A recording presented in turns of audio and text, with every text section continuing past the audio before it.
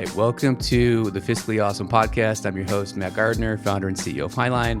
This week, we got a super high energy guest, Darrin Jahnel, founder and CEO of the Jahnel Group. Darrin's got a lot of great insights on culture and scaling agencies, and I'm excited about the conversation ahead. All right, Darrin, what's going on, man? How you doing, Matt? Fired up to be here, man. It's good to talk. Fired up. I love it. Well, thanks for joining the Fiscally Awesome pod. Guys, I've known Darrin for a long time. Darrin and his brother Jason and the Jahnel Group were like one of our like true OG clients. They've seen multiple different iterations of the Hiline business. So Darrin, I think just to like set the table, man, like you just give us like a 5-minute version of like what's the Darrin Jahnel in the Jahnel Group story.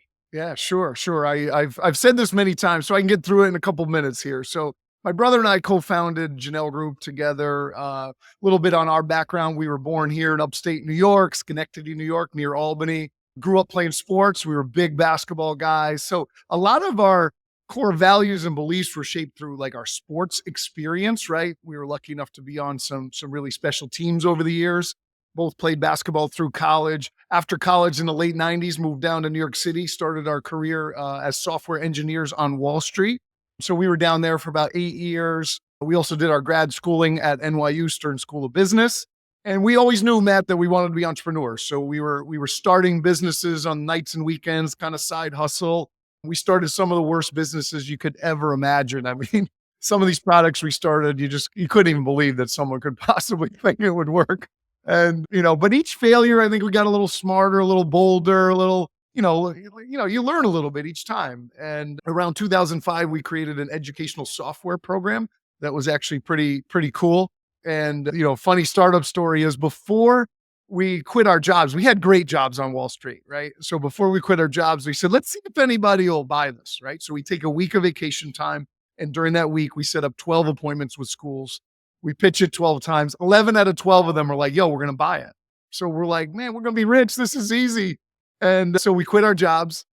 And then we learn a really, really hard lesson. There's a difference in somebody saying they like your thing, your software, your product, whatever, and they're going to buy, and then actually closing a deal, right? Matt, we closed 0 out of those 11 deals. And then every time we pitched new schools, it was the same thing over and over. They liked it. We were almost there. But we were naive to getting money and closing deals, right? And so we went almost a year without making money. My wife and I, we ate through all of our savings. We also had our first child during this time. So she quit her job to raise the kid. We went $70,000 in credit card debt. Absolutely brutal.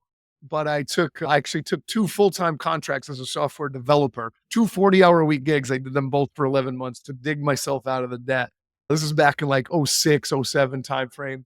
And then we started to figure out how to sell the educational software. We scaled that company up to our best year was about $500,000 in revenue, but not enough to really make a go of it. But we were never going to give up. We kept sticking with it. We stuck with it too long. So we did that from 05 to 2012.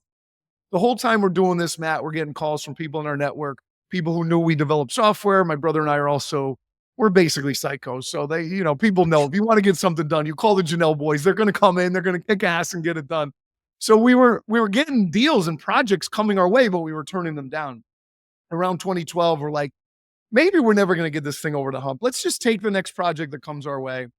Literally the very next day, the phone rang with a project. We took it. We killed it. We made some money. We said, yeah, let's do that again.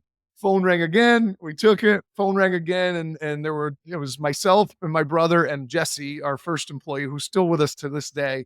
Back in 2012, kind of when we started that, and we scaled the team up. We're at about 150 people now. Actually just completed our first acquisition of another Schenectady-based company. And, so we started to figure it out, but it wasn't some sophisticated plan. The market just spoke to us and we kind of listened and eventually gave up on our product dreams and realized we're services guys, right? So that's the story, Matt. And then that's how we got here. Can be sexy too, man. You just got to do it the right way. Yeah, absolutely. I think a lot of young entrepreneurs, they see the dream of being a product company and being on the cover of the magazines and how profitable that can be. And like services isn't as sexy. And we realized after a while, hey, that's what we are. We're great at recruiting. We're great at serving clients. We're great at building culture and building software. And so once we did that, things started to really fall into place for us. Yeah. So If you go to the Jahnel Group website, you'll find yourself getting sucked in to the video and the content and the way that they've built their culture and their team. So Darren, I know, like, I think you just said that well because, I've known you guys for a long time, and you and Jason have the personalities, you like people, you get energized. So I think services is like the perfect business for you. It's a people business. If you can build a great piece of technology, but I think sometimes you lose a little bit. You can lose some of the people side of it. You just don't need as big a team. It's just a little bit different. Yeah, But like, talk about building a winning team, like going from 3 people to now you have 150, and talk about your culture a little bit because you still do. I'm assuming you still do. You don't think you call it Hell Week? You call it Hell Week? What's the week you War bring Week, up? War Week. War, Yeah, War yeah, Week. So how do you think about culture? Talk about War Week. Like, how do you get the team excited about being part of a growing company like the Jahnel Group? Because you guys are sure. kicking ass. Yeah, I do think, hopefully this doesn't sound too obnoxious, but I do feel like we've cracked the code on culture here, right? We figured some things out, and I could do 2 hours on culture, but I'll try to give you just a few minutes here and some anecdotes. First and foremost, it starts with the right people. If you don't have the right people, I don't care what you do. You can do all the gimmicks and different events and everything, and it's just going to be awful. Mhm. An analogy I always say, or like kind of an anecdote is, think if you took the most annoying people in your life, right? Some people that just drain you, and you went on a trip, and it was the most amazing trip ever. You're spending $100,000. You're flying private. You're in the coolest places ever, but you're with a group of a-holes. Yep. Not going to be that fun of a trip. It really isn't. And conversely, if you take the funnest, most charismatic people, the ones who just always have a good time, and you went on the worst vacation, the cheapest hotels, ate at the crappiest restaurants, I guarantee you would have stories for the rest of your life on how bad that trip was and how much you laughed and you stayed up till 4 in the morning because no one could sleep on the terrible bed, Yeah. whatever it Yeah. is, You and had you would bed have fun, bugs. right? Yeah. Yeah, Matt, it's about the people you're with, right? And Yes. and so that's what we start with, and we're so maniacally focused on that. We have a no a-holes policy at Jahnel Group, and so it's all about the people. And then secondarily, once you've got the right people, right? It's about creating an environment where some really cool, extraordinary things can happen. You cannot force amazing things to happen. But what you can do is you can be intentional about creating the environment where those types of things can happen, right? If you just think of your own social life and your own personal life, if you just go home and you watch Netflix and you hang out and you don't do anything, your life will be okay. It won't be uncomfortable, but you're not going to have an amazing, extraordinary experience. You're not going to have great stories. You're just going to be whatever. But if you continually go out, if you travel, if you connect with great people and you try and put yourself in these places, well, then eventually amazing things are going to start to happen and opportunities are going to open for you. We look at our culture that way, right? Can we create the environment where these things can happen? Can we go on amazing trips together? Can we put challenges together? Can we create gimmicks and different contests around the office? Sometimes they flop, sometimes they're amazing. So those are kind of like two of our core beliefs. Does that make sense, Matt? Makes sense, and it makes perfect sense because it's a people business, right? So, like, you can't be successful. You can't maximize your economic potential if your team isn't on board with what you're trying to do. And I think I've experienced this. I think everybody's basically experienced, like, you can have the best idea, the best vision. If you can't get people around the table that wanna go build that thing with you, like, you're done. Yeah. You're dead in the water, Yeah. and you actually don't have a business at that point. You're gonna be swimming upstream the whole time. Yeah. Yeah. Um, Matt, I want to throw one more thing in there because I think yeah, that's go for something it. that maybe some people don't think about. I talk about getting the right people, great people, right? Those are like usually people that have a positive outlook, that match our core values, right? Some of those things. But then within that group, you've got some introverts, and especially in our business, right? We're an Yep, engineering firm, we're software engineers, right? You got some severe introverts. And then we've got what we call glue people or connectors or super connectors here, right? So what we want to do is whenever we're putting an event together, we want to make sure that we've got a decent ratio of enough connectors and super connectors to kind of make the event go, right? Because even if you've got a group of great people that match your core values, but they're like 10 introverts, yep. a lot of times it's hard to kind of get it going. So we really are very intentional about making sure that ratio is pretty good. We kind of like to have at least 1/3 be connectors or super connectors. And they're the ones kind of stirring it and stirring the pot and kind of making the event go. So I think that's something that a lot of people don't think about, and they throw an event or they try something culture-wise and they're like, it just didn't work. Did they really think about the mix of people and who's there to facilitate? You know what I mean? Makes sense. I mean, let's be to be real. I mean, we're an accounting and finance company, right? We have the same probably dynamic in terms of the different types of personalities that you get in the industry. I think that makes perfect sense, man. So when you hire your team members, you're like, that's a connector, that's a super connector. Like, does that go in like that's like a label, or it goes in the personnel file? Like that's just you can rely on them to do that. Absolutely. Yeah. We've got personas for all of our people, and we know who our connectors and super connectors are. And, again, we're very intentional about it, even to like team meals. Like, actually, we're hosting our holiday party tomorrow, right? We've got all our people in and we're doing all this stuff. And even when we're doing dinners, like last night, we had a big team dinner for the new company. And we wanted to make sure that we've got the right amount of super connectors there. And where are they sitting at the table? And are they there to kind of connect and facilitate? And it just makes a huge difference. And I think it's something that a lot of people don't think about. That's well said, man. I think, talk about War Week. Like there's like a business case for it, right? Because you guys are like kicking butt, you're like building products and software, but like you guys are also having a ripping good time. Like I've seen videos, you always do like one, I think you do like one video release that captures the essence of the week. Like what's War Week? How to get Yeah. started? So How do you like War Week really evolved. When it first started, it was a week-long hackathon, and people could work on any type of project that they wanted. It could be software related, like what we do, or it could be something completely unrelated, right? One guy built an electric guitar one year. One guy has type 1 diabetes, and he got he set up his whole glucose monitor with his iPhone and basically lived on what's called like this open loop system, right? It didn't have to be software. And then at the end, we would all present and it would be like a contest. Over time, this one coming up is our 10th one. So we've done 9 of them. But over time, as we got a little bit more remote and our company grew, what we found was a lot of folks didn't really have opportunity to connect with each other. And so we didn't want to spend War Week just heads down grinding on projects. It kind of turned more into a culture type of event where people still work on projects, but that's not the focus anymore. It's really on kind of culture events. And last year we threw, or was it 2 years ago? We threw the world's greatest beer pong tournament, right? We had 2 years of sub tournaments for 4 teams to qualify for the final 4. We brought bleachers into the office. There was 10K on the line. It was absolutely unbelievable. And, 2 guys won it and they got mobbed. so And it was, you paid the winners 10 grand for the tournament? there may have been 10K on the line. Yeah. So, and there's a cool video on YouTube if you want to look it up. Put Jahnel Group beer pong tournament. There's an amazing moment where the guy hits the final shot and he gets mobbed. But again, War Week has kind of evolved into more of a celebration of our culture and opportunities for people to connect than it has been on the project work. Yeah, but it's like it's long days, right? Like you may not be like doing work and work. Talk about like when does it start? When does it end? How many days do you do it? Yeah, And it's you also bring the families in, right? Or at yeah. least you used Absolutely. It starts on a Saturday actually, so it would be, I guess Saturday at midnight. It starts Sunday, I guess Sunday morning at midnight.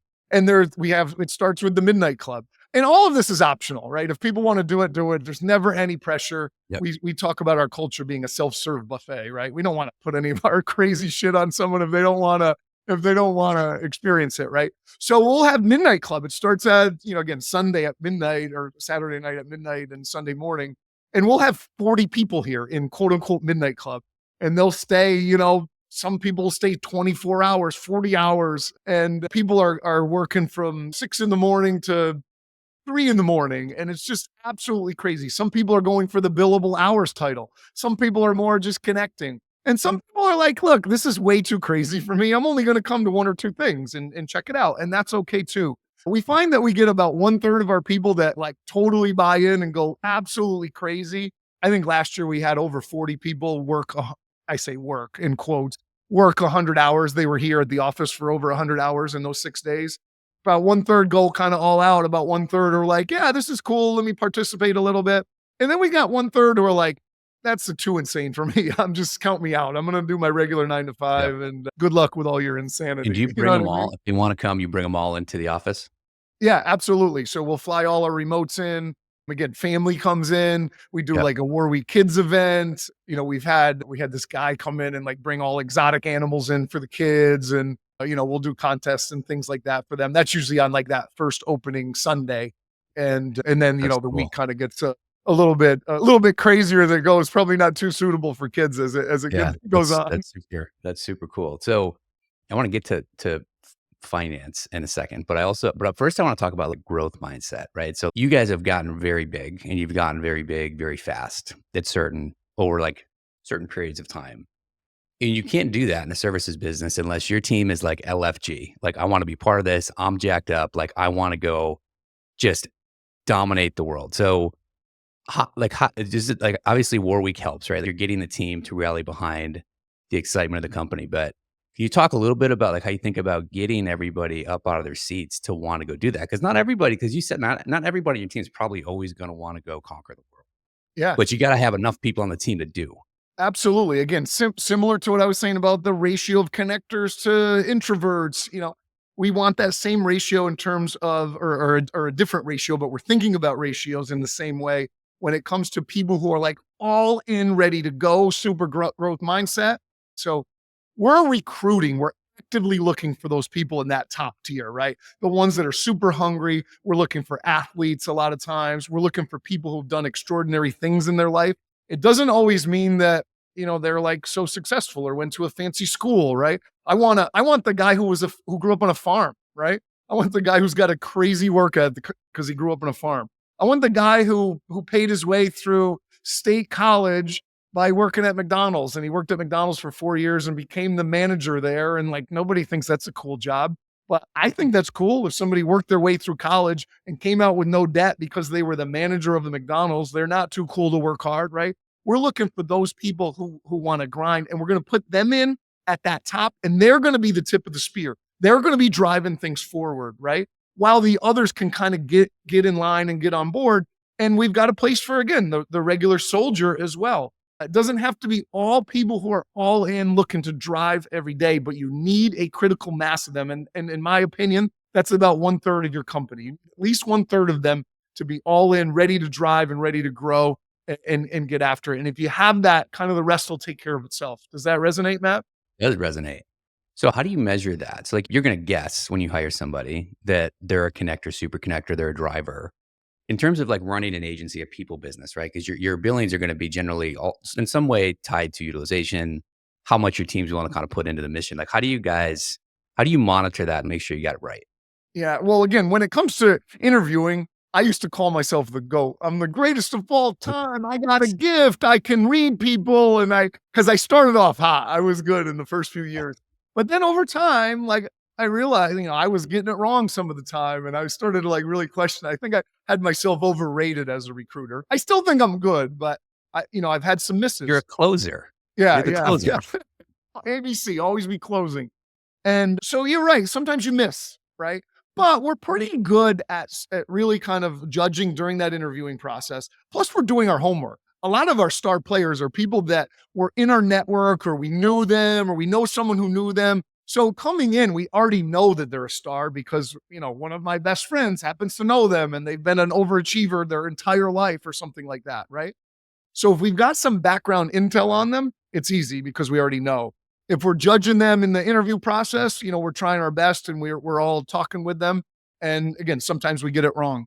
But when we get it right, we know it, we double down on it, and we bring them into to the inner circle and we say, hey, if you want to grow here, there's endless opportunity to grow here at Jahnel Group if you're hungry and you want to get after it.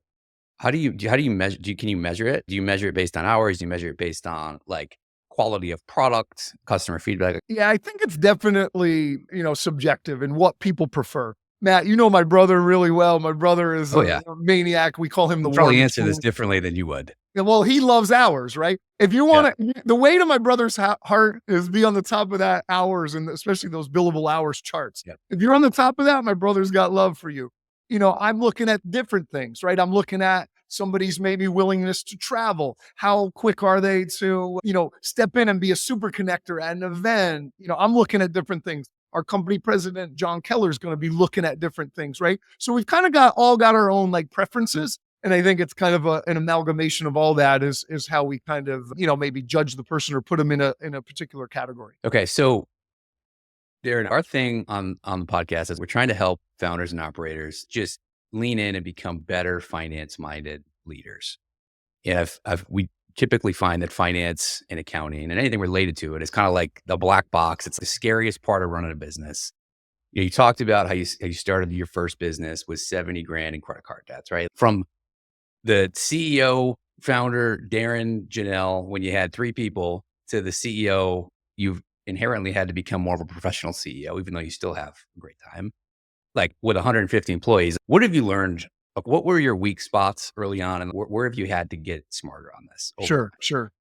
Well, I definitely didn't understand how difficult a product was versus a services-based business. Those are 2 completely different animals, and I was of the belief of, "Hey, if I just build some cool software, I'm smart enough and hungry enough, we'll figure it out and we'll make money." And I was just so naive and so ignorant, and I didn't realize how challenging that was, right? Services businesses, to me, comes down to who wants it more, right? I just care more than most other businesses. We just at Jahnel Group, we just care more. It really boils down to that. If you think of any service business you're going to, obviously you want skill and you want talent and tools and all of the things. But at the end of the day, I want someone who just cares more. I want my doctor who actually cares more. I want the person who cleans my house. I just want the person who cares more and is going to make sure that they got that OCD and they really want to get that whatever clean, right? Um, and so once I realized that, I kind of felt like my brother and I, because we have this crazy drive and this work ethic and we can attract those type of folks, we can kind of do anything, right? And that we did a acquisition recently. That was another service-based business. I'm very confident we're going to have success there. We're starting another company that's a service-based business, right? So I think realizing the difference between those two completely changed the game for me. And I almost wish I could go back in time and start a service-based business earlier. So what was the like on the finance side? Like most of the time, well, actually, I have a question first, which you just said I think is interesting. You want to care the most. I agree. Like service is about customer success. Your customers and your clients need to feel like they're extracting more value from you than they are everybody else.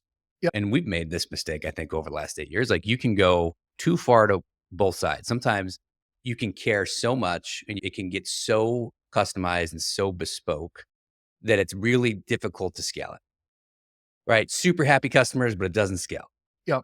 Then you can go like overly productized, which scales really well, but you lose a little bit of customer sentiment. It doesn't feel special. And then you got to walk it back to the middle on both sides. Our businesses are a little bit different, but like certainly a lot of the ways that you deliver services to your clients can be built to be maximally scaled. Like, how do you think about those 2 things? And do you feel like you've gotten those wrong at times? Well, I think that's a constant struggle. That's like one of the just pure facts of agency life, right? Yep. Is finding that balance, right? And so it's a constant struggle. I always want to err on the side of caring more and leave profitability on the table to make a satisfied customer, right? That's one of the reasons we're such satisfied customers of Hiline, right? You guys have been amazing. Like I just know that you and Jim, when he was involved, you guys just cared more. Amy, she just cares more, right? And so that's what somebody wants to feel. And that's when you get true loyalty and true connections from your customers and clients. And the relationship like almost transcends a client relationship. It becomes like a friendship and a partnership. And like if Matt, if you went on to do something else, I'd want to work with you just because like you guys have served us in that way. And I feel like our relationship changed from, I mean, yeah, we're still a client, but we're like friends now. And I would always want to err on the side of giving more and bending over backwards and caring more. And if it doesn't scale, well, it's going in the long run, it's going to pay off. Yeah, there's also a balance of lifetime value that comes with customer relationships too. So it's not about optimizing for the short term. It's about optimizing over the long term and finding that right balance. And Yeah. that's, like you said, that's basically like you figure that out. That's how you scale. Yeah, You absolutely. got to be able to do both. Yep. Now, on the agency business model side, right? One of the things that we've at Highline, we've been like really focused on is trying to really understand what is the actual reason that somebody, submits a form to schedule a demo or wants to talk or needs help. But all people talk about it in like 25 different ways, but it always generally comes down to, I want to get better at managing my cash flow, or I want to become more profitable, which ultimately means I want to generate more cash flow.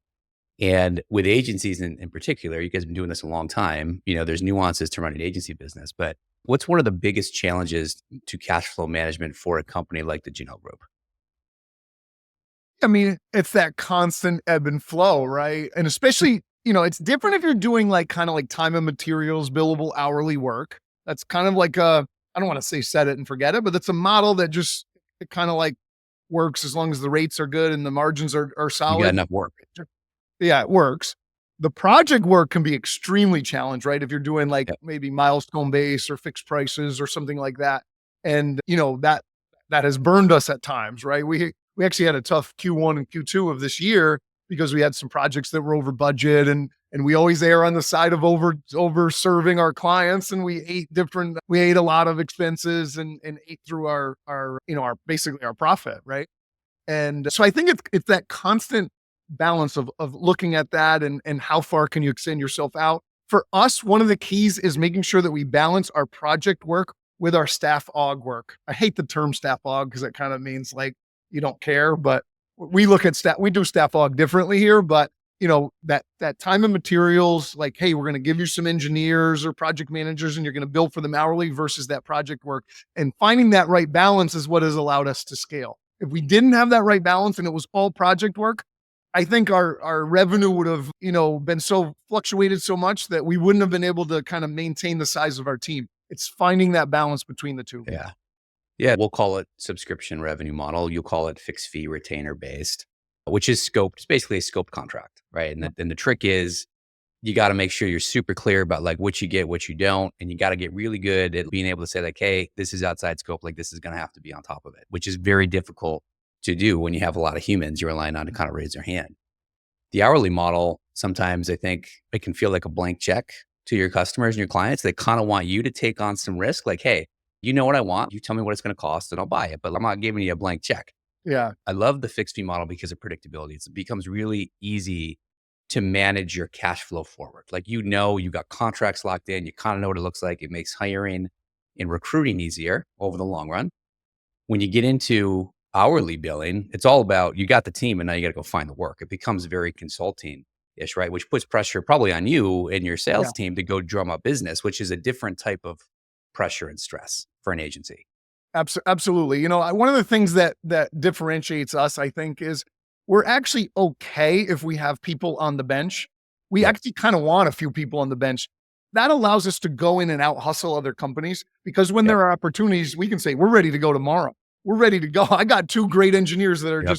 they're locked and loaded. They'll start today. I'll start right now, and the client kind of gets a kick out of that.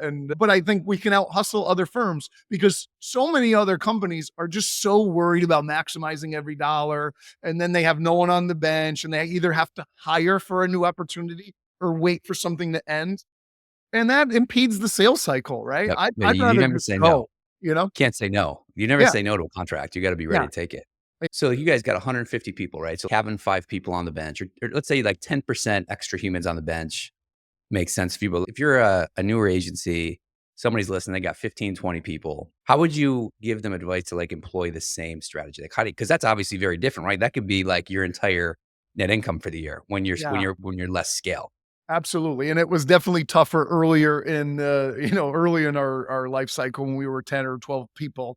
But we have this core philosophy when it comes to specifically an engineer, but really kind of any person. But let's talk about a software engineer, software developer. If Yep. I go get the right one, the one that I just know is absolutely amazing, I always say, hire that person and figure out how to make money with them later. Because if you get the right engineer in our business, they're so highly sought after that it's just so easy to it's easy to get them work. We just make calls to all of our network and we go, hey, I got a guy. He's one of the best I've ever seen. He's only going to be available. It's first come, first serve. Whoever speaks first is going to get him on their team and he's going to change the game for your team. I Yep. mean, every time that happens, we place the person within a week, right? So if you've got the right talent, that part becomes easy. Now, if you got mediocre people or B and C players and they're on the bench, it's much harder to find the right role or opportunity for them. And I think that's where a lot of companies get into trouble. They compromise on their hiring, especially early on, and you got B and C players because you like them or they were your buddy, and now you're selling a mediocre product, and that bench time is just eating through your profit until eventually you got to start laying people off, Yeah. and that is absolutely brutal. We really Yeah. try to avoid layoffs at all costs, and we've really done a good job of that over the years. Yep. Yeah, I mean, it's when you're a small agency, like you're trying to figure out how to eat too, right? Yeah, I think what you described, like whether you're a marketing agency or your software development agency, like you guys, if you're an owner operator, you got to feed yourself. It's a hustle. You're going to be selling, you're going to be coding, you're going to be running campaigns, you're going to be customer facing. That's the only way that it works is you have to do all of those things, and you just got to know that's the job. yeah, yeah. And Otherwise, you're not going to eat. anyone who gets into agency life and isn't ready to grind, at least in the first, I don't know, 2 to 5 years. I mean, you just don't go into the business if you're not ready to grind because Yeah. that's the only way through those initial phases. Yeah. So, couple things. I'm gonna maybe just like set this up a little bit for some of the work we did early on, right? So when we met you guys were growing like crazy, killing it, right? And one of the challenges that you had at that time was we're like literally just like crushing it, highly profitable. All of our money is going to taxes, like no cash in the bank, like WTF, what is happening? And do you remember like what were the two things that we helped you guys do at the time that kind of like reverse that? Absolutely, man. Oh, this was awesome. So first and foremost, you guys introduced us to the R&D tax credit. So Yep. if you're listening to this and you don't know what the R&D tax credit is, do some Google searches, call Matt, call me, I'll talk to you about it. That was a huge game changer for us, right? We And just then launched our own offering in-house. oh, Just very cool, very just cool. coming off the ground now, but keep going. That's awesome. So yeah, that was a game changer. And that's actually, and we actually did the R&D tax credit study. We got a huge tax credit back. And that's what kind of started our relationship. And then we're like, all right, we got to use these guys. They saved us a lot of money. Then your first year working with us and doing our taxes, we were growing really fast and we have our books on an accrual basis. And we were also paying taxes on an accrual basis. Yep. And you're like, actually, if you switch to a cash basis, you're going to basically kind of, if you're growing, because in January you're doing much less revenue than you are in December if you're really growing, which we were. And so we switched from accrual to cash, and that gave us a huge jump, and that was absolutely fantastic. And we've been doing that. So we still, just to be clear, we still keep our books on an accrual basis, but at the end of the year, right, in QuickBooks, we can just toggle that back and forth. We file our taxes on a cash basis, and that gave us some significant savings. Ultimately, the government's still getting the same amount of money, but they're getting it later, a year later, and you can kind of keep that game going forever and ever. And that was There another huge change. Did exactly. I nail it, Matt? You nailed it. Yeah, You basically are now a CFO. You've graduated to become also CFO. You and Jason can arm wrestle for the title. that's But great. that's spot on. So on the cash and accrual piece, right? If you're scaling, if it's like up and to the right, you're growing 50%, 30%, 100%, whatever it is. If you're an agency, you're definitely holding receivables for your clients. And where this matters is your receivables at the end of the year, where you were a $5 million agency, are much lower than they are at the end of the year when you're a $10 million agency. And if you're paying taxes on the accrual basis, you are picking up the income on the invoices that you haven't received the cash for yet. And it drives your tax liability up when you don't have the cash to pay it. So you only want to, and there's scale limits. You get to a certain size, you can't avoid it anymore, but you only want to pay taxes on what you've received. So that's like a very easy thing. If you're listening, make sure if you're an agency, like you're paying cash basis, that'll help. Yeah, In the R&D tax credit, there's nuances to an agency qualifying. I think generally if you're a software development studio, if you're a video game development studio and you're doing contract work for other entities, a lot of it comes down to how your contract's written and how much risk you're assuming as part of those contracts. So just because you're not building your own software exclusively, there still is an opportunity to become eligible for an R&D tax credit, which reduces your tax burden and ultimately helps put a lot more cash in your pocket. And then you can be like the Jahnel Group, and it's a lot easier to get to 150 people when you can keep making those forward investments to grow the business. yeah, absolutely. those two moves that you guys did for us, they were a game changer for us. Obviously everybody knows cash is king, and you put cash in our Yeah. pocket, Yeah. and we'll love you forever, Matt. Yeah, I love that, man. We'll love you back forever.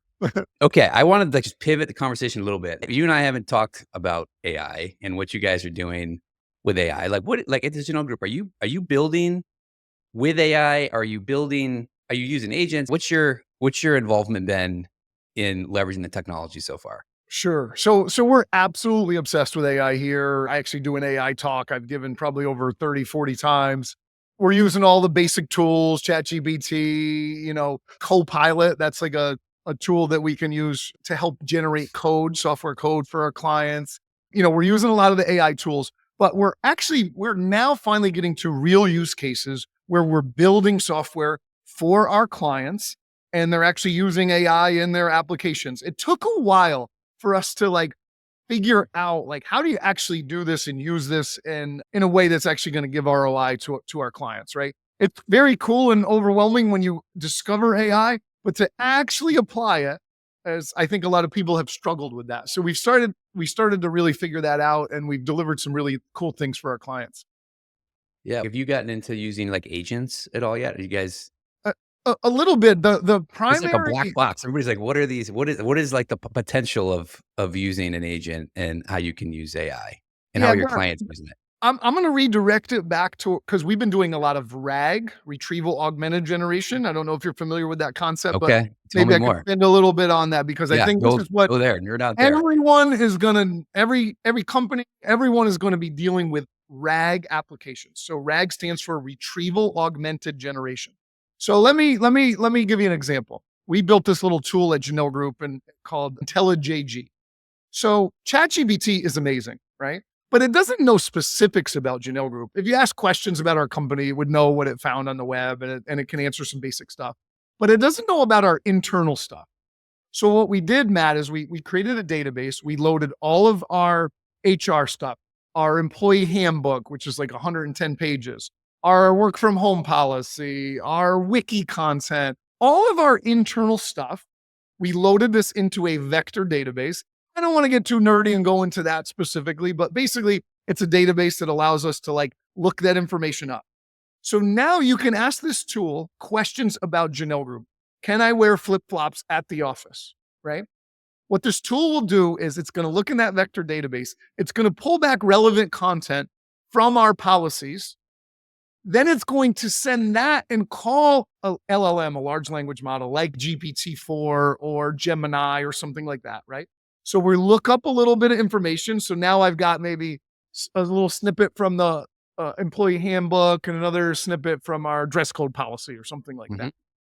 Then I call, say GPT-4, and I send that information. So I'm almost giving it the answer key. And then I'm using the large language model to format that into an answer that I understand. So now we've created a chat bot that actually can answer specific questions about Jahnel Group on data that we've fed it, or we fed into this vector database. This is Right. called RAG, Retrieval Augmented. So we've retrieved some information, and we're using that to augment our call to the AI or to the large language model, and it's able to answer specific questions. Every company is going to have hundreds of these applications. You're going to see this everywhere, right? Where your information is now going to get indexed, and you're going to be able to chat with it. And it's going to be an absolute game changer for every business. Does that make sense, Matt? Does. So is this like a company's data strategy will evolve into? Is this how you're also going to get all of your company and customer data? Yes, absolutely. You're going to, everything will eventually will start to work like this. Think of training materials. Think of companies that have high turnover, or maybe you don't even have high turnover, but you got this really specific job, and it's a tough learning curve, and a new person comes in and there's a 300-page manual. I mean, how long is it going to be for that person to learn all that and get the experience? If you have a RAG tool where they can access all of that information, as the new person's doing their job, they can be asking questions to all of this. Yeah. Again, say there's thousands of pages of documentation and learning manuals and all of that. They Yeah. can be chatting with that and getting information back and answering the questions on a day-to-day basis, spinning up new employees and reducing their learning curve. It's an absolute game changer. We're already doing it for our clients. And again, I mean, not just us, thousands of businesses are doing it, and it's going to change everything. That's super cool. We maybe have to talk about that a little bit. Yeah, You know, cool, we're man. We'd love to. yeah, We'd love to. that sounds cool. Okay. So can we have a little fun? We do like a couple of rapid fire. We'll do a couple Yeah, quick questions, get some sure, hot takes from you. sure. So AI, I think like less than probably 10% of people actually are relatively informed on it. Where do you go to get smarter on it? Is it a podcast, a book, like just basic layman terms? Where can you go to get smarter on it? Sure. So I'm a YouTube Maybe monster. maybe I'm for consuming. agencies. I'm Maybe sorry, like Matt. maybe like an agency founder operator, like where should they go to get smarter on what they could do with it? Yeah. So for me, I'm not. I don't love reading. I don't love sitting down and reading long things. I'm a YouTube machine. I'm consuming at least 3 hours of YouTube a day, Matt. I mean, I just it's probably an addiction I need some help with. But so and then once you start kind of looking this up, look up what is RAG, what is AI, and start finding channels you like and subscribing to them. And I've consumed literally thousands of hours of AI content on YouTube. I feel like I am an expert now. I have put the time in and the energy in. And to me, it doesn't feel like work. Like I'm just watching YouTube, like I enjoy it and Mhm. I'm just constantly consuming. So that is my one answer, right? Is YouTube is what works for me. There's other ways to go about it as well. But if you're going to get a published book, that book is already out of date. If you're on YouTube, you're subscribing to channels that you like. You're getting the new thing that just came out yesterday. You're getting a video in your feed. I'm watching shorts, literally like a little 30-second short on a new tool. And I'm absolutely up to date on basically everything just through YouTube alone. Yeah. You got like a channel? Throw a channel out there, somebody that you Oh really man, like? I have so many. I have so many I'm gonna jump over here on my other screen and just That's okay. look into my And while subscription. he's looking, maybe you should go give, the Jahnel Group and Darren's channel a follow too. Maybe you can pick up on some secondhand intel. Thank you, man. I appreciate that. I do have my own channel and I love, I love doing that. When it comes to YouTube though, I think it's really about, finding people that have your style, right? Like this Yep, guy, Matthew Berman. I'm over here on my subscriptions over here.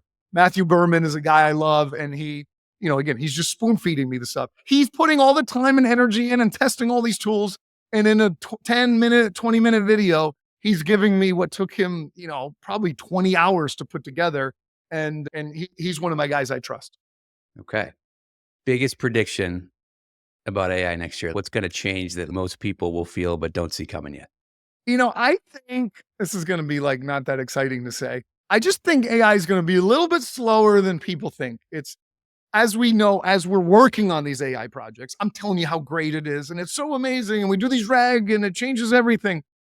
It's tricky working with this stuff, right? Because these things can hallucinate, they get things wrong. And it brings in some classic software engineering. So I'm one of those guys who doesn't think that, the AIs are just going to take over and everything's going to be so damn easy. More technology means more use and more need for nerds like me and our Yep. company. And I think it's going to be slower than people think. Not as sexy of an answer, but I do believe that. I agree. I actually agree with you. I don't think it's gonna do as much for you as people think, but I do think is in terms of data and how you get access to your data and what you can do with your data, how you visualize your data, I think that is gonna fundamentally change how people think about building databases You know, and the getting people into that the people business. that the people that have control over their data and can actually serve it up to these tools are the ones who are gonna win. Yep. How many businesses and how many clients do we work with where they don't have control of their data or it's not clean data or it's not Yep. normalized or properly or whatever? I'm a data nerd, and so when I see data not in a good shape, it makes me, cringe. Yeah. Okay. Last question. Best piece of financial advice you ever got? Buy Bitcoin. Buy Bitcoin. Buy Bitcoin, baby. I've mainlined that. I'm a believer. I took the orange pill, man. How about you, Buy Matt? You a believer or no? I'm a Bitcoin guy. Yeah, Absolutely, man. That's like my gold. Bitcoin. Like I think really, honestly, anything else is like to me as a full believer is just it just pales in comparison. You should buy Bitcoin. Shut up and buy Bitcoin. No, ba just shut up and buy Bitcoin. yeah, That's all I it's gotta say. basically just modern gold. You know, it's a store of value, and Yep. there's absolutely use cases for digital currency down the road. It may take a long time before we get there, but, like, if you just think about it as a store of wealth, Yes. I think that's It's the right way to think about it. Yeah, a store of value. Go out there, listen to Michael Saylor. I'm a big fan of Michael Saylor, and yeah, buy Bitcoin. Buy Bitcoin. All right, man. Well, Darrin, thanks for joining, man. It's been a lot of fun catching up. Love to hear you guys are kicking ass over there. And man, go check out the Jahnel Group. Check out their website. Check out their YouTube channel. Check out War Week. I think you'll find some inspiration about culture from these guys, and they've built a great company. So, Darrin, look forward to catching up, hopefully in person in the not too Yeah, distant future. yeah. Same to you, Matt. I'm coming out for some Syracuse games, so maybe we can connect Let me at a know. game and grab a beer or something like that. But love it. Thanks for having me. Sounds good, man. See you, Darrin. Bye.